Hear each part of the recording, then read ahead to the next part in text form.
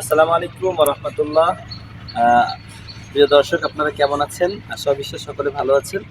আপনারা জানেন যে আমাদের হেরার জ্যোতি একটা চ্যানেল চালু করা হয়েছে। এখানে ইসলামিক জ্ঞান এবং সাধারণ জ্ঞান নিয়ে অনেক প্রশ্ন পর্ব থাকবে। আপনারা চ্যানেলটাকে ফলো করে পাশে থাকবেন।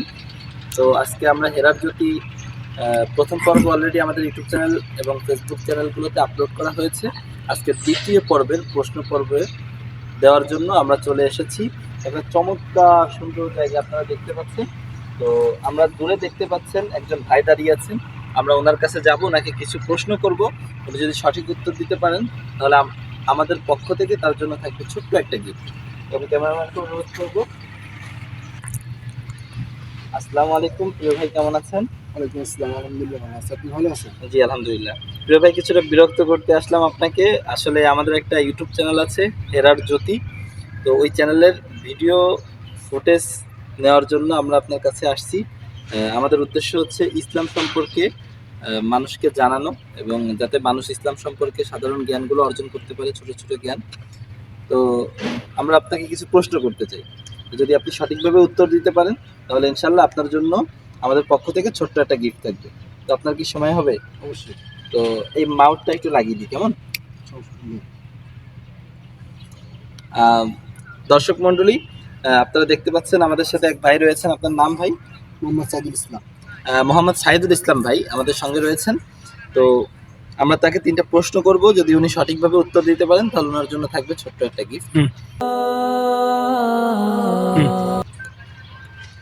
তো আমরা ওনাকে 3টা প্রশ্ন করব। উনি যদি সঠিক উত্তর দিতে পারেন তাহলে ওনার জন্য থাকবে আমাদের পক্ষ থেকে ছোট্ট একটা গিফট।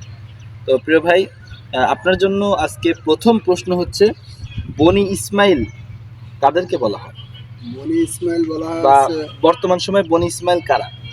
হযরত মুহাম্মদ সাল্লাল্লাহু আলাইহি ওয়াসাল্লাম উম্মত যারা তাদেরকে বনি ইসমাইল বলা হয়।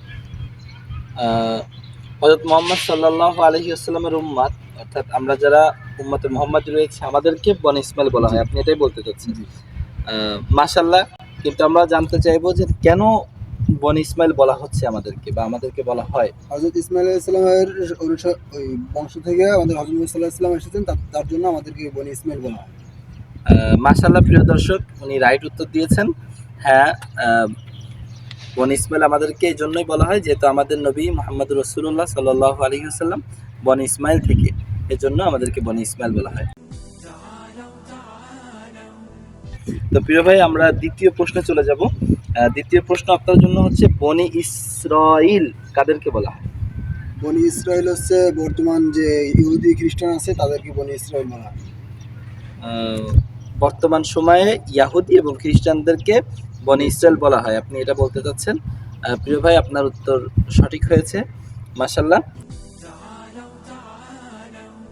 প্রিয় ভাই, আলহামদুলিল্লাহ, আমাদের করা 3টা প্রশ্নের 2টা প্রশ্ন আমরা আপনাকে করেছি। আপনি সঠিকভাবে উত্তর দিয়েছেন, মাশাআল্লাহ। এখন হচ্ছে তৃতীয় প্রশ্ন। তো তৃতীয় প্রশ্নটার জন্য আপনি একটু সময় পাবেন অবশ্যই ইনশাল্লাহ। তো আপনার কাছে প্রশ্ন হচ্ছে, যেহেতু বনি ইসমাইল মুহাম্মাদুর রাসূলুল্লাহ সাল্লাল্লাহু আলাইহি ওয়াসাল্লাম বনি ইসমাইল বংশ থেকে আসার কারণে, যেহেতু ইসমাইল একজন নবীর নাম, ইসমাইল আলাইহিস সালাতু ওয়াসসালাম, তো ওই নবীর নামকে ধরে আমাদেরকে বনি ইসমাইল নাম দেওয়া হয়েছে।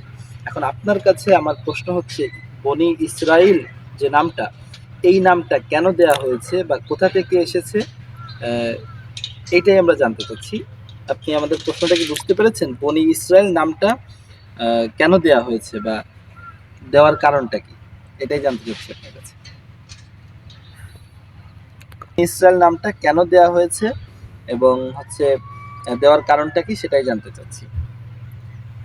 আপনাকে প্রশ্নের উত্তর দেওয়ার জন্য 10 সেকেন্ড সময় দিচ্ছি।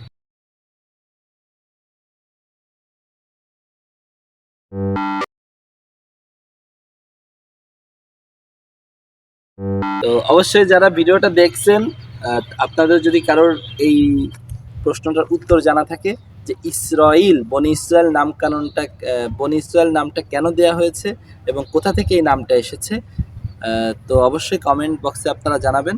আজকে এই পর্যন্ত।